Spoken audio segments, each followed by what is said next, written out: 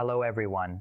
So it happened, on March 5th, 2026, Canada did something that no one in Washington actually believed they were capable of, something that 12 months ago would have sounded like geopolitical fan fiction. Canada, quiet, polite, hockey-obsessed Canada signed an enhanced trade deal with the European Union.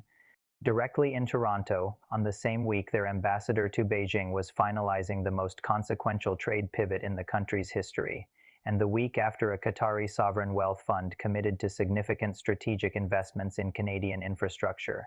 3 continents, 3 historic deals, 3 weeks, the entire premise of Trump's trade war that Canada would crawl back to the table because they had nowhere else to go just collapsed in public with receipts.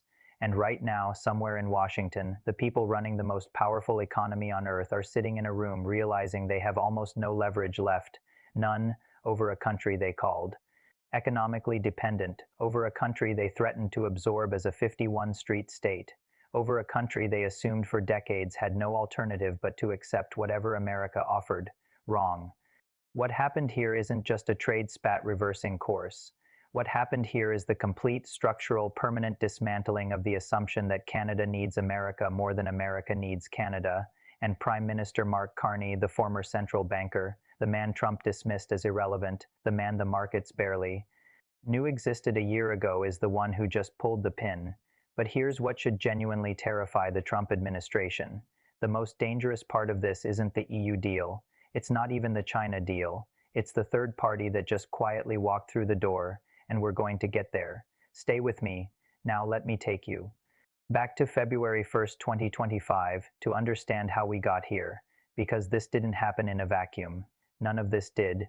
February 1st, 2025, President Donald Trump sits down and signs an executive order imposing 25% tariffs on all Canadian goods, not targeted tariffs, not surgical ones, a near universal tax on one of America's closest allies, its largest trading partner for nearly 3 decades.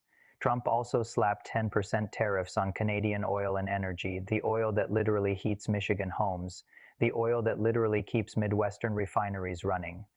And then he said this, on social media, unprompted, as he often does, quote, "The only thing that makes sense is for Canada to become our cherished 51st state.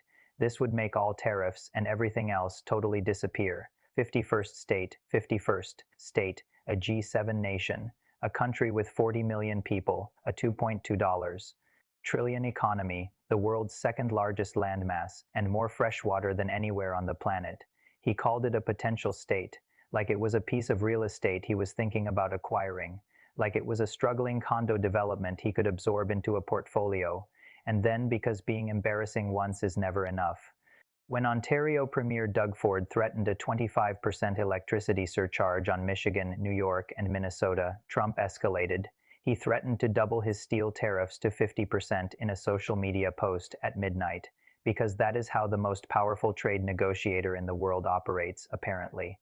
Now watch what Canada did in response: silence, not panic, not emergency press conferences, not tearful phone calls to Mar-a-Lago. Silence followed by something utterly devastating in its calm. Mark Carney waited, watched the threats land, absorbed the political temperature, and within 30 days had dispatched his foreign minister, his trade minister, his agriculture minister, and then himself to China, to the Gulf, to Brussels, to every capital that mattered, not to beg, to negotiate from a position of carefully constructed strength. They had been preparing for this for years. Here's what Trump didn't calculate, because Trump has never calculated anything more complex than the rent on a golf course parking lot. Fact 1.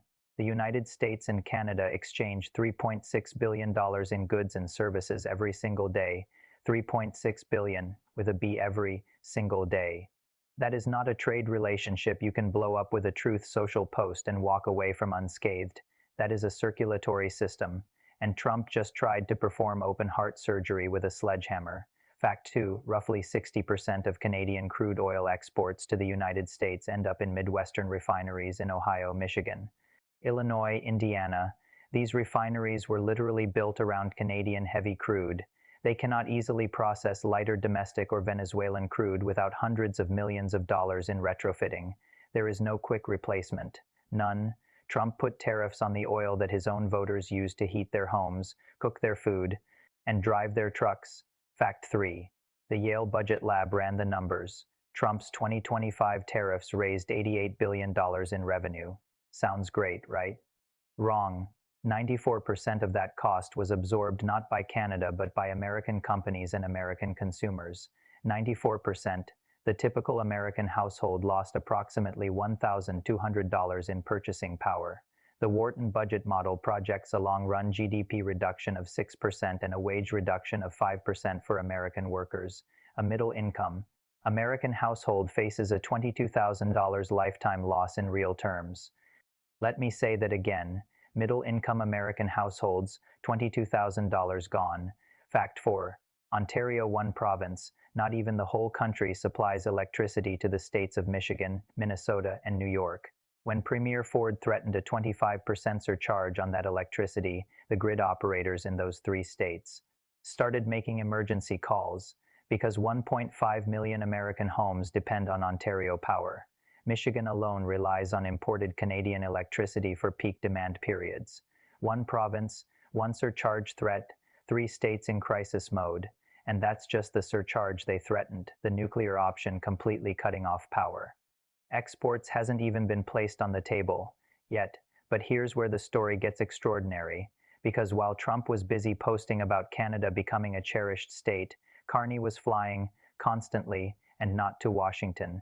January 16, 2026, Carney lands in Beijing, in person, not a Zoom call, not a strongly worded letter, in person, in the capital of the world's second-largest economy, sitting across from President Xi Jinping, the first Canadian Prime Minister to make that trip since 2017. 9 years of diplomatic frost melted in one visit. Because when Washington stops being a reliable partner, you find new ones, and Beijing had been waiting. The deal they signed is extraordinary. China agreed to lower tariffs on Canadian canola seed from approximately 85% combined 85% down to 15%.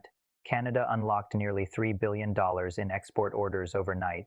Canola, lobsters, crabs, peas all flowing freely again into a 1.4 billion person market. Canada committed to a goal of increasing exports to China by 50% by 2030. And then here's the part that should make Washington's trade advisors reach for antacids. Canada allowed 49,000 Chinese electric vehicles into its market.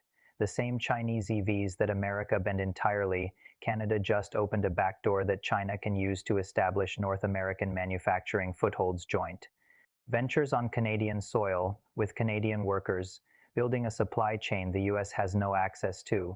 But Carney wasn't done. He flew to Doha, Qatar, January 17, 2026. The Qatari Sovereign Wealth Fund, the $290 billion fund, committed to significant strategic investments in Canadian infrastructure. Not a memorandum of understanding, not a letter of intent, a commitment. And then Brussels, March 5, 2026. Canada and the European Union signed an enhanced CETA agreement, digital trade frameworks, investment dispute settlement, professional services access, deepening what is already a $100 billion trading relationship. 3 destinations. 3 closed deals, 3 weeks. But here's the part that makes this a full betrayal by Washington's closest allies. Germany, France, and the United Kingdom, America's NATO partners. The countries the US has depended on for decades are now routing trade through Canada specifically to avoid US tariffs. Canada has become not just a trading nation, it has become the alternative hub, the bypass road around Washington, and America's friends built it. Now here's the part the financial media isn't talking about nearly enough, and it's the part that makes this entire strategy bulletproof. This is the part that's so brilliant it almost makes you weep.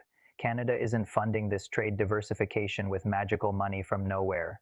Carney, the former governor of the Bank of England and Bank of Canada, structured this with the precision of someone who spent decades thinking about systemic financial risk.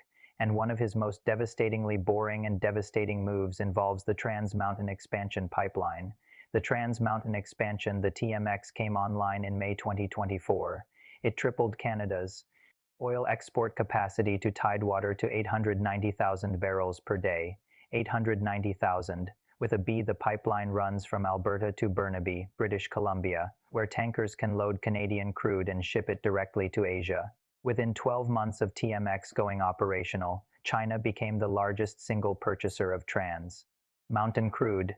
China not the United States. Within 1 year of the pipe opening, Canada's oil, the oil Trump tried to tariff into submission, now has a Pacific exit, an exit that bypasses America entirely, an exit that was already operational before Trump fired the first shot. By the end of 2025, Canada's crude exports to non-US markets had surged to nearly 400,000 barrels per day, and that number is accelerating. Middle Eastern and Asian investors were swarming CERAWeek 2026 in Houston, that's America's own energy conference, asking about Canadian pipeline expansions. The money is flowing west, literally. The Canada-Ontario Workforce Tariff Response Fund, $228.8 million over 3 years, is being deployed to retrain workers in sectors hit by US tariffs while simultaneously building out the industries that serve Asian and European markets. Pension funds, public infrastructure bonds. Carney knows how capital works. He knows how to move it quietly, structurally, and permanently. While Trump was tweeting, Carney was pipe-fitting. So you'd think, okay, surely someone in Washington is going to step in, right? Surely the trade advisors, the Senate Finance Committee, the Midwestern governors whose constituents depend on Canadian oil, surely someone is going to act like an adult, pull Trump aside and say, "Sir, this is destroying us," right? Wrong. What's happened instead is a case study in institutional cowardice, a masterclass in what happens when a governing apparatus becomes so terrified of one person's ego that it loses its ability to function. Here's what the data shows. A 2026 poll found that 51% of Americans do not support tariffs on Canadian goods and would prefer USMCA to remain intact. Half of Trump's own constituency didn't want this war. The Midwestern auto workers didn't want this war. The Michigan dairy farmers didn't want this war. The Minnesota utility executives running the grid on Ontario Power definitely didn't want this war. But here's what happened in the Senate. Nothing in the House. Nothing. Republican governors in Michigan, Ohio, and Minnesota issued carefully worded statements expressing concern about the impact of tariffs on their industrial base and then did absolutely nothing to challenge the executive. They were careful, measured, cowardly. US Ambassador to Canada Pete Hoekstra went on record in March 2026 saying the US is facing headwinds in trade negotiations with Canada. Headwinds, that's the diplomatic term for. We walked into the meeting expecting to bully someone, and they brought an entire coalition with them. The ambassador faces headwinds. The auto sector faces losses. The Midwest faces higher energy costs, and nobody in the Republican caucus is going to say that out loud, because the cult of personality surrounding this White House has made basic economic self-interest a politically dangerous act. There is a hot mic moment that defines this entire saga during internal trade negotiations.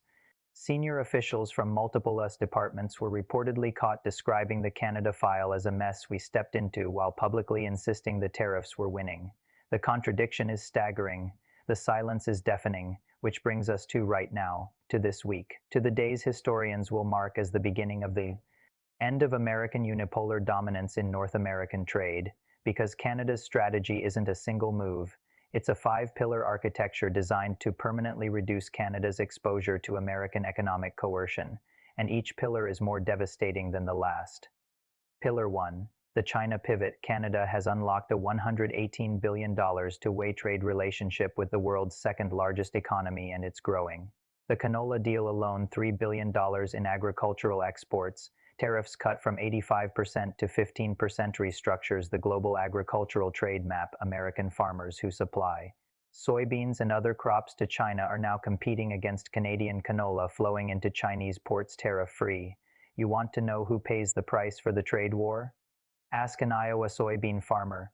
Pillar 2. The energy exit. The Trans Mountain Pipeline has given Canada something it never had before. A credible operational alternative to selling energy to the United States. Every barrel of Canadian crude that flows to a Chinese or Japanese refinery is a barrel the Midwestern US grid doesn't get. The structural leverage has reversed. Canada can now walk away from the energy relationship. America cannot replace Canadian crude without spending hundreds of billions of dollars and waiting a decade.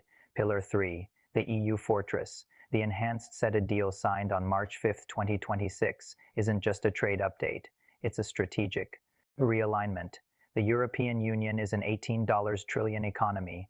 The new frameworks for digital trade and investment open pathways for Canadian tech companies, professional services firms, and manufacturers to sell into 450 million European consumers without setting foot in the American market.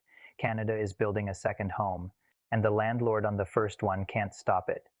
Pillar 4. The infrastructure lock-in. The Qatar Sovereign Wealth Fund investment isn't just capital.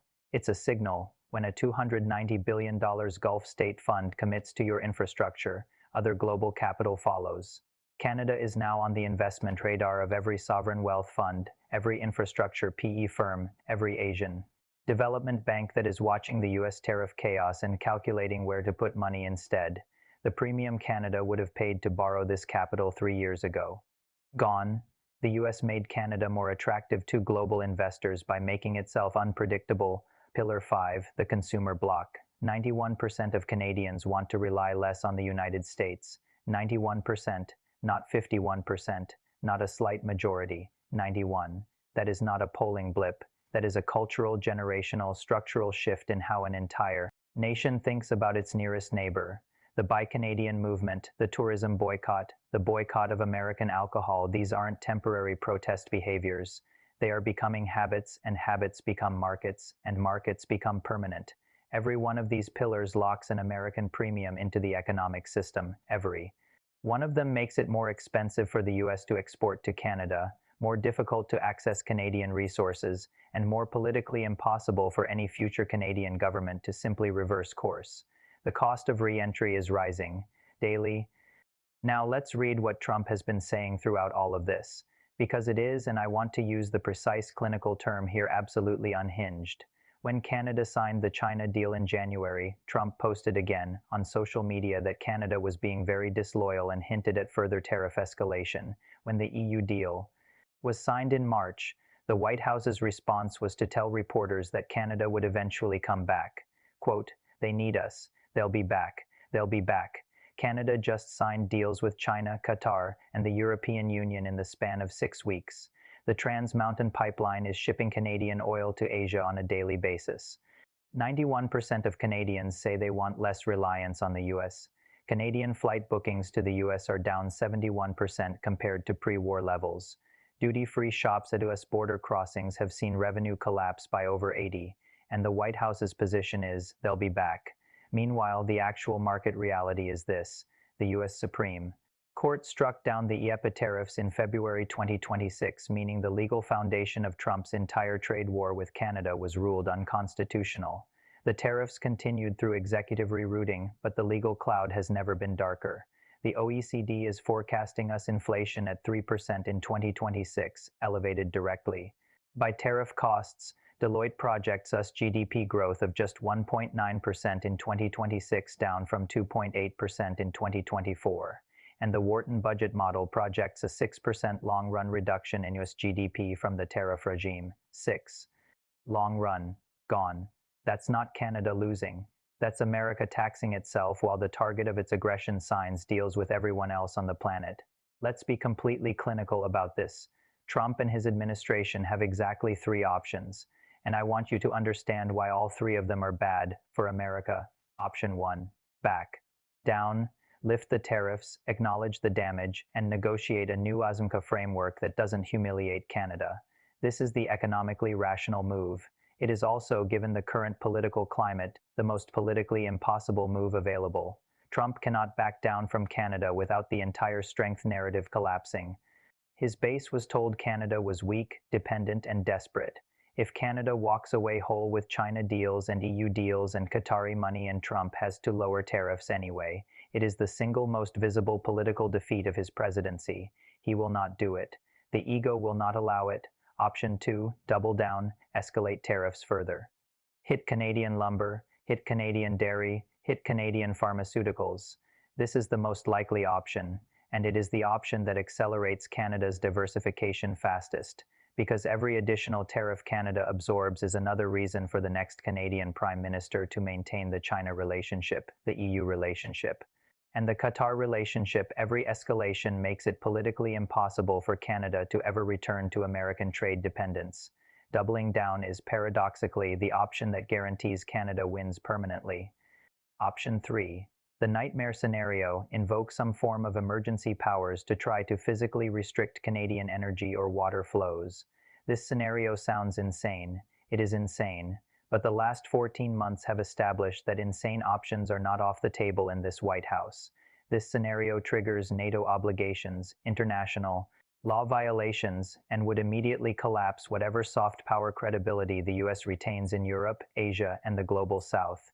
It would also trigger a Canadian electricity cutoff to 3 American states in winter, which would be a domestic political catastrophe of a different order. Here's the thing: Canada doesn't need to predict which option Trump picks, because Carney and his team have been preparing for all three simultaneously.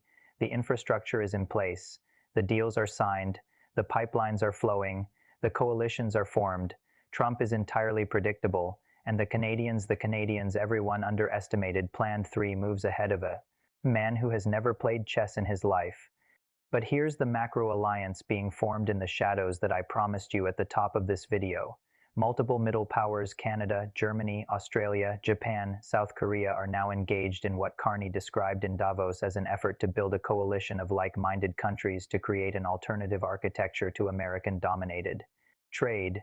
The IMF, the WTO, the Bank for International Settlements, all of these institutions are now actively designing what a post-American hegemony trade order looks like. Not loudly, not with press releases, in meetings, in rooms, in the quiet language of central bankers and trade lawyers. Carney doesn't just speak that language. He invented large portions of it. Let me step away from the strategy rooms and the pipeline maps for a moment, because the most extraordinary thing happening in this trade war isn't happening in Beijing or Brussels. It's happening in Canadian grocery stores. In February 2025, an Angus Reid Institute poll found that 98% of Canadian shoppers were actively seeking Made in Canada labels on products when they shopped. 98%. That is not a majority. That is a near unanimous cultural shift happening in real time at the individual consumer level.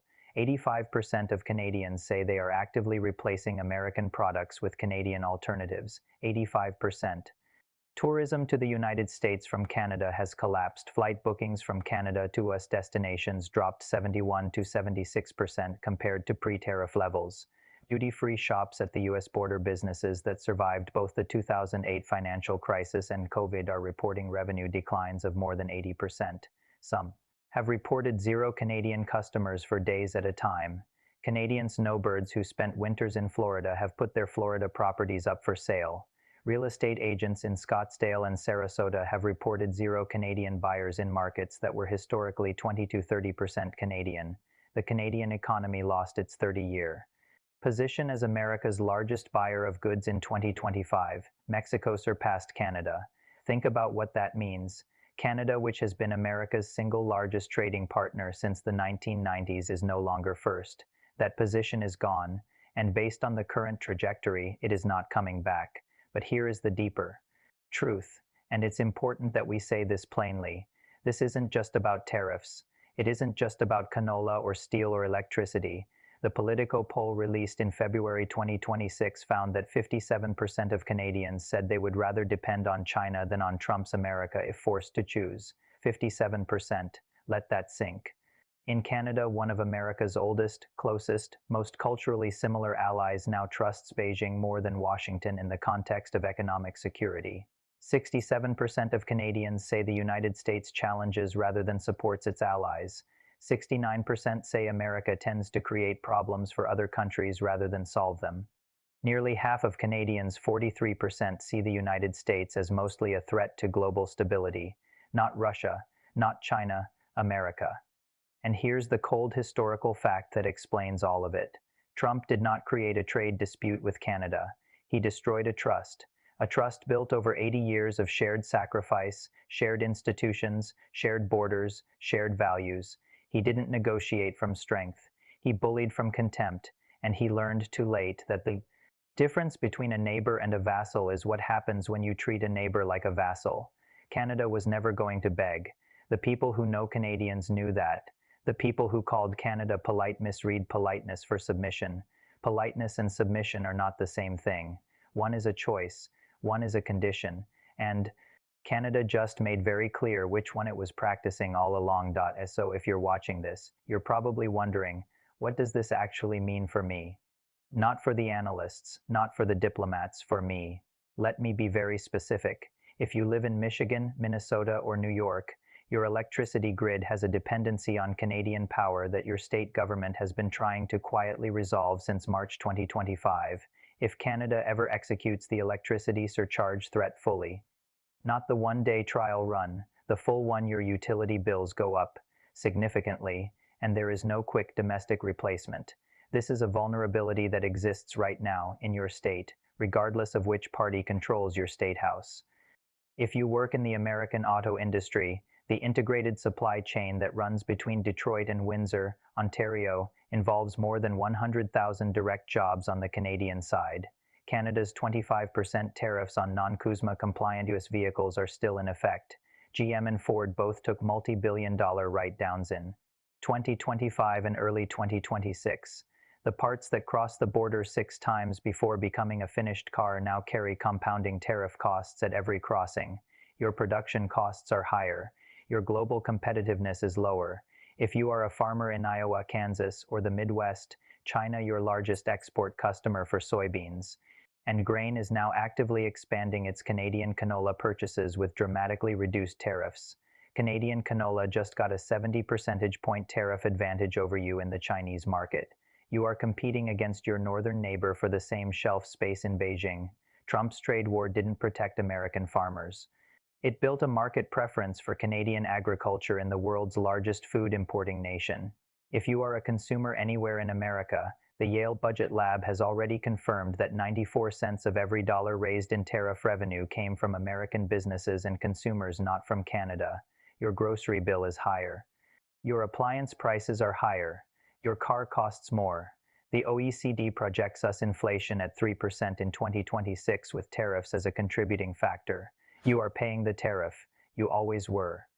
If you work in the American tech or professional services sector, the new EU-Canada CETA digital trade framework creates a regulatory pathway for Canadian firms to access 450 million European consumers that American firms, now viewed with greater skepticism post-tariff war, don't have. Canada is being certified as a reliable digital trade partner. America is being flagged as an unpredictable one. Let me say the quiet part loud, because nobody in the mainstream financial press seems to want to say it clearly. The era of American unipolar dominance in North American trade is over. Not fading, not at risk, over. Canada, a country of 40 million people, with a $2.2 trillion economy that sells 75% of its exports to its southern neighbor, just demonstrated that it can survive, pivot, and thrive outside that relationship, not comfortably, not painlessly, but functionally, with Chinese capital, Qatari investment, European partners, and a pipeline to the Pacific. Canada has shown the entire world what a medium-sized, competently governed nation can do when forced into a corner by the most powerful country on earth. It can build a door and walk out of it. Now, Trump's team has implied, as it does with every adversary, that Canada will be back and beg within weeks. They said this in March 2025. They said it in September 2025. They're saying it in March 2026. So let's do something I love doing on this channel. Let's mark our calendars. Let's say April 16th, 2026. 3 weeks from now, I will be right here at this desk pulling the data. We will look at Canadian trade with the EU. We will look at TMX pipeline flows to Asia. We will look at Canadian consumer sentiment toward American products. We will look at US Midwest energy costs. We will look at American auto sector employment, and we will ask, who was begging? Because here's my prediction, on the record right now. It will not be Canada. The Canadian economy will not have collapsed. The Canadian dollar will not have imploded. The Chinese will not have reversed the canola deal. The Qataris will not have walked away from the infrastructure investment. The EU will not have canceled the CETA update. But the US auto sector will still be absorbing integrated supply chain costs. The Midwest grid will still be monitoring its Ontario dependency. Iowa farmers will still be watching their Chinese market share erode. And the average American household will still be carrying that $1,200 in lost purchasing power a tariff paid. Not to Canada, but to their own government. That's the grand historical irony of all of this. Trump went to war against Canada to protect American workers, and the numbers show definitively that American workers paid the price. American companies absorbed the cost. American consumers saw their purchasing power decline, while Canada signed deals on 3 continents. I want to leave you with a final thought, because I think we've been framing this story wrong from the beginning.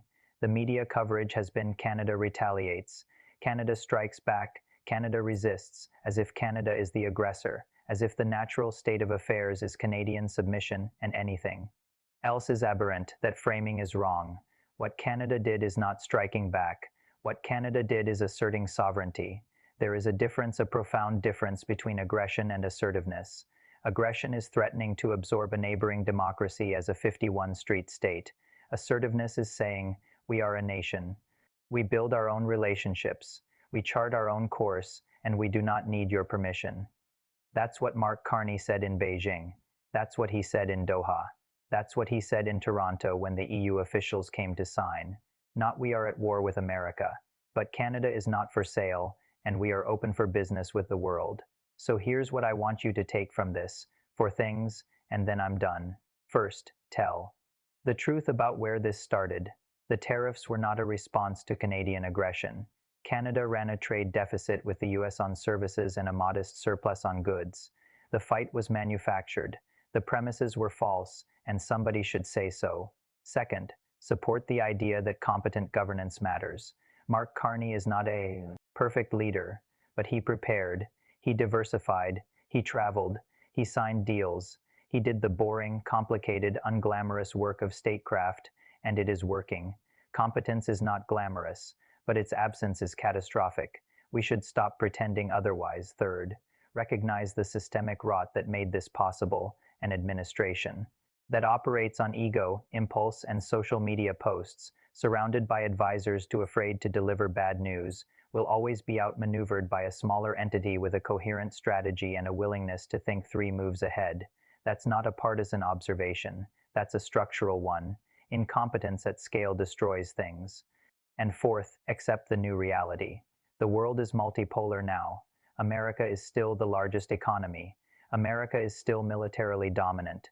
But the days of do what we say or we destroy you economically are over, because Canada just proved that smaller nations have options. And if Canada has options, so does everyone else. The rules of the game have changed.